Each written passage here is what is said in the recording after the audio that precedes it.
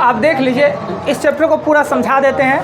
और पता है जितना बात हमने आज लिखा दिया, इतना बात को आप समझ गए, कोई भी चीज़ में आपके समझ से परे नहीं है। अगर है भी एक दो बात तो हम समझा देते हैं। अब पूरा चैप्टर इतना ही बात से बनेगा, चाहे कोई क्वेश्चन आ जाए साधारण ब्याज का, इससे अलग नहीं हो सकता है। अब इस चीज़ को नहीं समझिए, परेशान होते रहिए ना। इस चैप्टर का नाम है साधारण ब्याज। साधारण ब्याज का मतलब ही होता है, साधारण मतलब सिंपल इंटरेस्ट। इसका अर्थ यह हुआ कि सिर्फ मूलधन पर ब्याज लेना, अतिरिक्त कोई ताम झाम नहीं करना। यानी जो पैसा दिए उसी पैसा पर एक रंग से लेते रहे ब्याज। यानी एक बार जो मूलधन दे दिए, थोड़ा शांत हो जाइएगा, उसी मूलधन पर ब्याज लगना और प्रत्येक साल का ब्याज एक समान और मूलधन स्थिर होना को ही हम कहते हैं साधारण ब्याज। उसमें कुछ भी अतिरिक्त नहीं किया जा सकता है। अभी साधारण ब्याज, चैप्टर का नाम साधारण ब्याज, ये कुछ चीज़ें हैं, बातें हैं, इस चीज़ को समझ लेते हैं। एक चार्ट मिट गया है तो फिर हम दोबारा समझा देंगे। इसमें 5 गो पार्ट होते हैं, मुख्य रूपेण 5 पार्ट: मूलधन, मिश्रधन, दर, समय और एसआई, साधारण ब्याज। और मूलधन के बारे में सभी को पता है कि मूलधन को अंग्रेजी में प्रिंसिपल कहते हैं। प्रिंसिपल के लिए हमने पी लिख दिया। और मूलधन होता क्या है कि जो हम अपने बचत को किसी को दोहन करने के लिए जो देते हैं, अपने बचत को किसी को दोहन करने के लिए देते हैं, वह धन ही मेरे लिए या उसके लिए मूलधन होता है। मेरे लिए या जिसको देते हैं मित्र। यानी पैसा को किराए पर लगाना को ही हम कहते हैं ब्याज लेते हैं। यानी पैसा को जो हम किराए पे लगाते हैं, ब्याज देने का मतलब क्या? पैसा को किराए पे लगाना। अब किराया, ये कमरा को कोई किराया पे दे दिया है, उसका पर महीना के दर से हम किराया देते हैं, तो पैसा का भी तो किराया होता है। अब पैसा कहेगा, पैसा को घर है उसमें रहेंगे? अरे भाई, पैसा के बाद जैसे रूम के पास क्षमता है, इसमें क्या क्षमता है कि अभी 20 को 25 को 50 को बच्चा बैठ के पढ़ सकते हैं, कोई धक्का नहीं मार सकता है, धूल गर्दा नहीं आ सकता है, धूप नहीं। वैसे ही पैसा में किसका? ओह, मुँह बंद कीजिए ना, कान इनका डिस्टर्ब हो रहा है, थोड़ा कम बोलिए ना। आप पर टेस्ट देंगे तो 2 को नंबर आएगा, चाहे हम नहीं आएगा। हाँ तो चुप से रहिए। तो क्या हुआ कि पैसा में भी एक पावर है। एक पावर क्या है कि पैसा में अनंत पावर है जी। पैसा से इतना पावर है किस चीज़ में? क्या जी? पैसा में पावर है, गर्मी है, सब कुछ है। था पैसा में गर्मी, पॉकेट में रख दीजिए 1000, जल जाएगा पॉकेट। तो पैसा में पावर है, उस पावर को यूज करने के लिए हम किसी को दे देते हैं। अगर मेरे पास 100 रुपया है तो 100 रुपया में हम खूब करेंगे, समोसा तो मसाल फल सब कर लेंगे। अगर वही पैसा हम दे देंगे किसी को तो वो ना यूज करने लगेगा। यानी उसके पावर को यूज करने किसी दूसरे को दे दिए। तो ये जो पावर ट्रांसफ़र होता है और उसके शक्ति का यूज जो अपने आवश्यकता के लिए आप करते हैं, तो उसका बदले में कुछ हमको दीजिएगा जी, फ्री में दे देता है, फ्री में कुछ मिलता है। तो पैसा को रेंट पे लगाना ही इंटरेस्ट होता है। क्या जी? पैसा को रेंट पे लगाना इंटरेस्ट होता है। तो रेंट लेने का तो सिस्टम होना चाहिए। यानी जो पैसा हमने दिया वो होता है मूलधन, उस पर रेंट लेंगे तो रेंट कैसे होता है? तो उसका दर होता है। यानी 1 साल में 100 रुपया का जो हमने रेंट लिया उसे कहते हैं दर। अगर 10% दर है तो इसका मतलब हुआ 100 रुपया का 1 वर्ष का ब्याज 10 रुपया। तो मूलधन आपने समझ गया कि जो हम अपने बचत को, हम अपने अतिरिक्त पैसा को किसी दूसरे को यूज करने के लिए देते हैं, वह पैसा मूलधन कहलाता है। राइट। आता है मिश्रधन। मिश्रधन क्या होता है कि जब हम दिए तो आप भी तो हमको रिटर्न कीजिएगा ना, कि 50 लीजिएगा? हाँ बस। अब देखिए, ट्यूशन फीस है, ये तो अब रेंट पे पैसा हम दिए नहीं है, 1 महीना 2 महीना में 500 लौटाना है। खूब भागता है कि और वो पैसा अगर हम मिल जाए हमको अभी वो बकाया, एक बार में तो 3-4 मंजिल घर बना लेंगे। तो मिश्रधन क्या होता है कि हमने दिया आपको तो आप भी तो रिटर्न कीजिएगा, 1 साल 2 साल 3 साल में रिटर्न तो कर ही दीजिएगा। तो आप कर दीजिएगा तो ऐसे कर दीजिएगा, 1000 दिए 1000 लेके हमको दे दीजिएगा, उसमें ब्याज जोड़ के हमको दीजिएगा, तो उसे कहते हैं मिश्रधन। अमाउंट कहते हैं, और अमाउंट जो होता है मूलधन में ब्याज जोड़ देते हैं तो मिश्रधन हो जाता है। तीसरा है दर प्रतिशत। ये रेट है।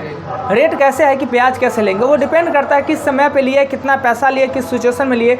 दर अलग अलग भी हो सकता है। किसी को 3 रुपये दर में मिलता है अभी गाँव घर में, 5 रुपये, कोई 10 रुपये लगाता है ना। बैंक है, बैंक को तो लगाता है, इंटरेस्ट पे ना पैसा लगाता है। आप कर्जा लीजिए तो इंटरेस्ट पे हुआ, उसका भी दर होता है। तो दर होता है कि पैसा का 1 साल का 100 रुपये का 1 साल का जो किराया है, रेंट है, उसी को हम कहते हैं दर। समय जो है, समय 3 पार्ट में हो सकता है। समय का यूनिट 3, महीना और साल। सप्ताह हफ्ता नहीं होता है, घंटा मिनट नहीं होता है, घंटा मिनट का इसमें वैल्यू नहीं है, कम से कम दिन का।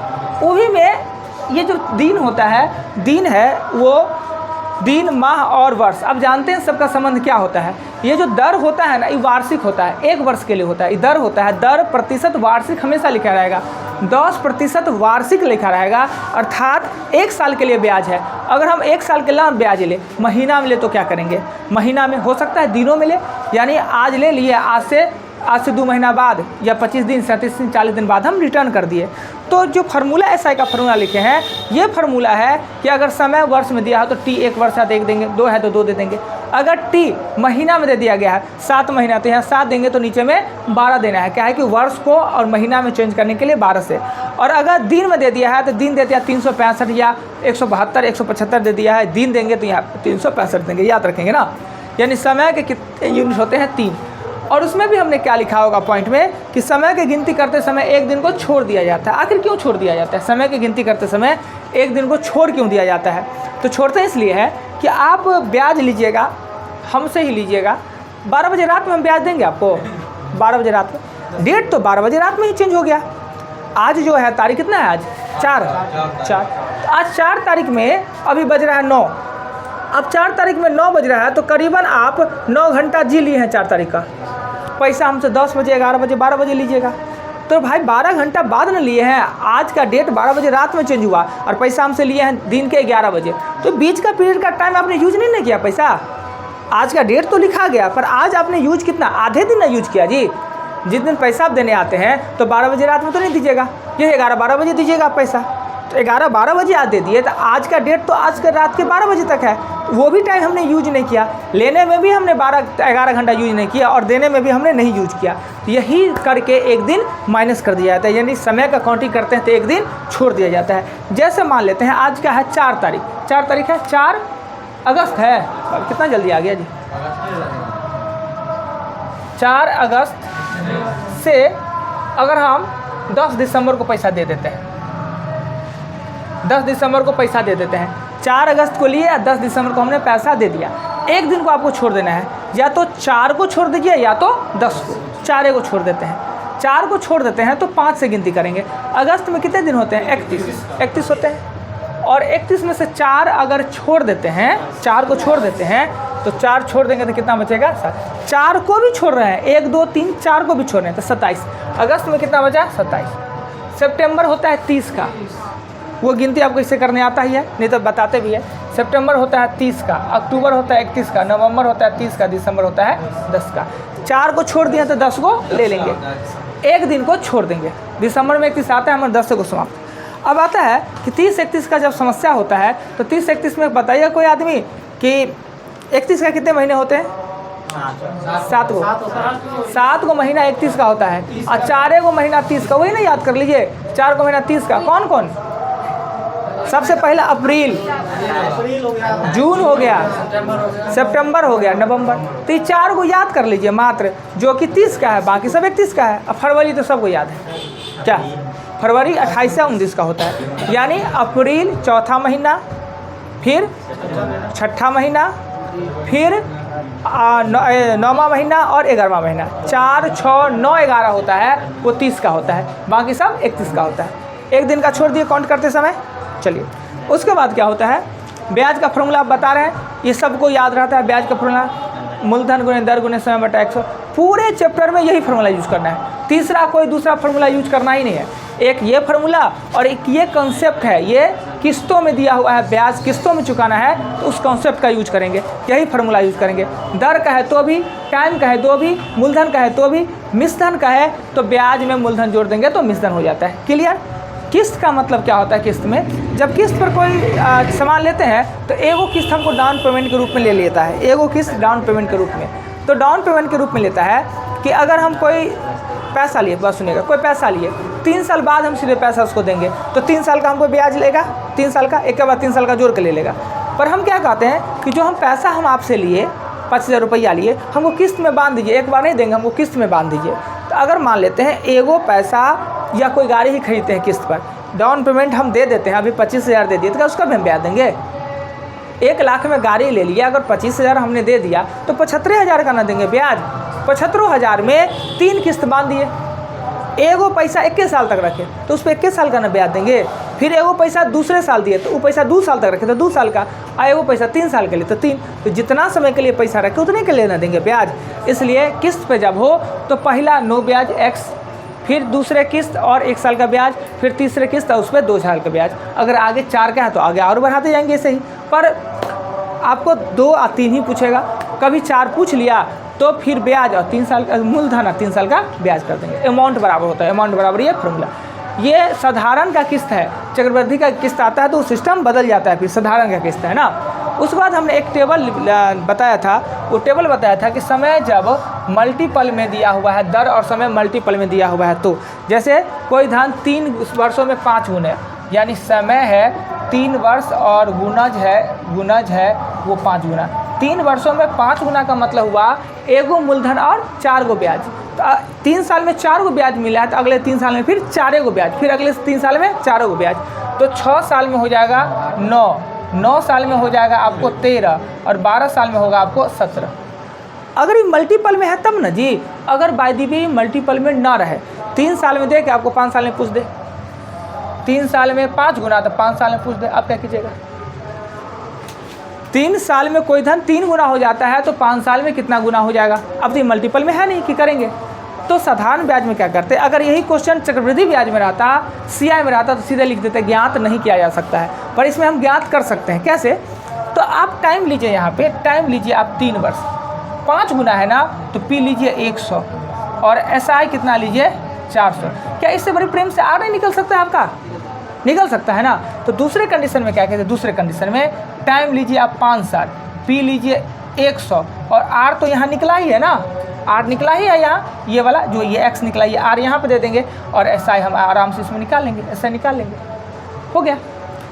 पर ये जो टेबल गुणज में ना भी हो, सटीक गुणज में ना भी हो तो साधारण ब्याज में हम निकाल सकते हैं, पर चक्रवृद्धि ब्याज इसका ज्ञात नहीं कर सकते हैं। हमेशा ही नहीं रहेगा 3, 6, 9 और 12 में रहे, कभी कह देगा ई भी दे देगा, ई दे के समय कह देगा क्या 3 वर्षों में 5 गुना तो कितने वर्ष में 13 गुना, 3 वर्ष में 5 गुना तो कितने वर्ष में 13। तो वही टेबल ऐसे ही चलाएंगे।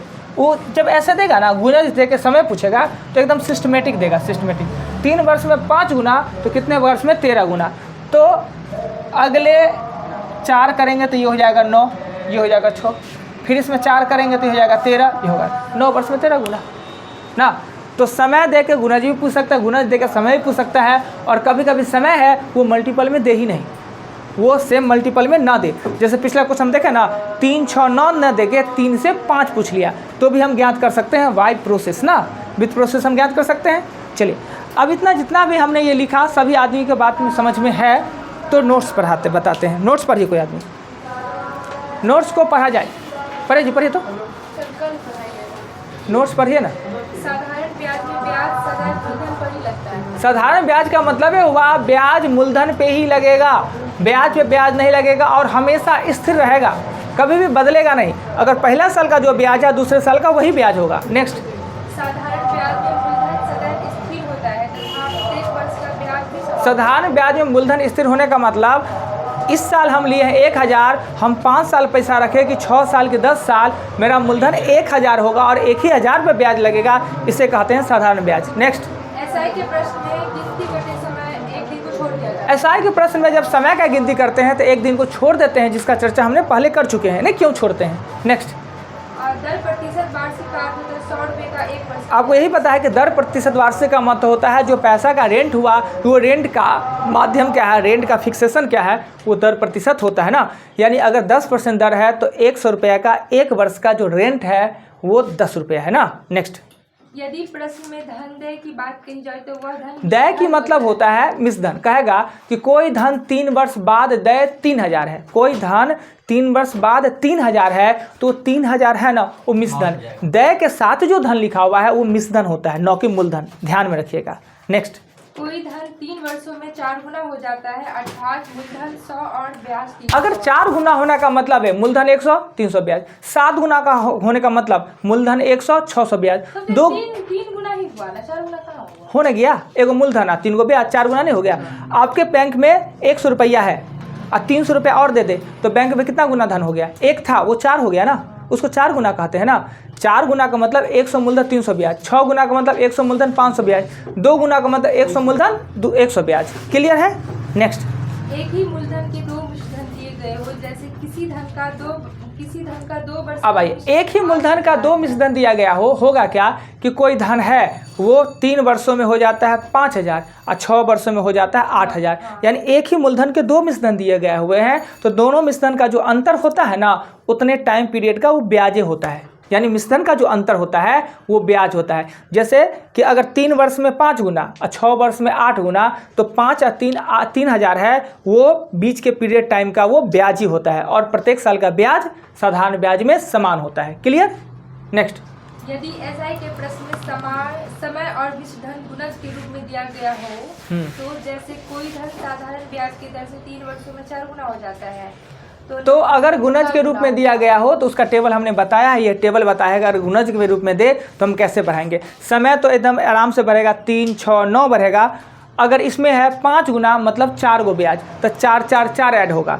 अगर 3 गुना तो 2 गो ब्याज तो 2 2 2 ऐड होगा। समय तो वैसे ही बढ़ेगा। अगर बीच में भी देते, गुणज में नहीं भी दे तो भी हमने आप उपाय बताया कि 3 दे के 5 पूछ दे, 3 दे के 4 पूछ दे तो हम निकाल सकते हैं। साधारण ब्याज में कंपाउंड टेस्ट में ज्ञाते नहीं कर सकते हैं। अगर ऐसा प्रश्न होगा तो लिख सकते हैं ना। नेक्स्ट आइए, क्वेश्चन आएगा ना, थोड़ा सा क्वेश्चन आएगा ना, कुछ बातें अभी नहीं समझ होइएगा। जब क्वेश्चन आएगा बार बार तो हम याद दिलवाएंगे कि हमने इसके लिए पॉइंट लिखा है, यही बात है, और अच्छा से समझ जाइएगा। हाँ क्या बोले? उसका टेबल है, टेबल छोड़ दीजिए। साधारण ब्याज में यदि दर प्रत्येक वर्षों के अलग अलग हो तो देखिए, साधारण ब्याज में हो सकता है कि दर अलग अलग भी हो, पहला वर्ष में 5, दूसरा में 7, तीसरा में 10। तो उसके लिए हमने लिख दिया था, फार्मूला लिख दिया था अलग से कि P गुने पहला R 1 वर्ष गुने 100 प्लस फिर P दूसरा R 1 वर्ष, वहाँ पे 2 वर्ष और 3 वर्ष नहीं दे देंगे तो हो जाना गलती, एक वर्ष ही देना है ना। है ऐसा नहीं होता है, हो सकता है कभी कभी क्या तीनों का ऐड कर दीजिएगा, तीनों का हाँ ये किया जा सकता है कि तीनों का ऐड करके 10 12 15 पर समय क्या देना होगा? 1 ही वर्ष देना होगा, 3 वर्ष नहीं देना होगा। चलिए नेक्स्ट। साधारण ब्याज के प्रश्न में मूलधन दर समय ब्याज में से कोई भी ज्ञात करना होता है। एक ही फार्मूला, यानी पूरे चैप्टर में एक ही फार्मूला बनाना है। कौन? तो एसआई बराबर ब्याज गुने मूलधन में दर गुने 100, बस इसके अलावा कुछ नहीं। अमाउंट बराबर होता है मूलधन प्लस एसआई। इतना ही बात से आपका A to Z क्वेश्चन बन जाएगा और कहीं से कोई साधारण ब्याज का क्वेश्चन आएगा प्रॉब्लम नहीं होगा। हाँ कौन टेबल? टेबल फिर से समझ लीजिए, ये देखिए, ये समझ लीजिए। हमने आपको धन दिया, जो धन दिया वो 5 वर्षों में ना 3 गुना हो गया। हमने जो धन दिया आपको, इतना ब्याज हम आपको लगाया कि 5 साल में मेरा धन 3 गुना, यानी हम आपको 100 रुपया देते हैं तो आप रिटर्न हमको 300 रुपया करते हैं। 3 गुना हो गया। कितना ब्याज आपने दिया? 3 गुना मेरा मतलब हमने आपको 100 दिया और 3 गुना होना मतलब हमने 300 दिया। ब्याज कितना दिए? 5 साल में कितने ब्याज दिए?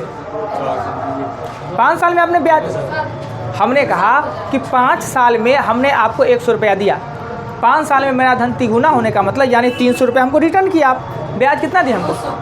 5 साल में 200 दिए ना।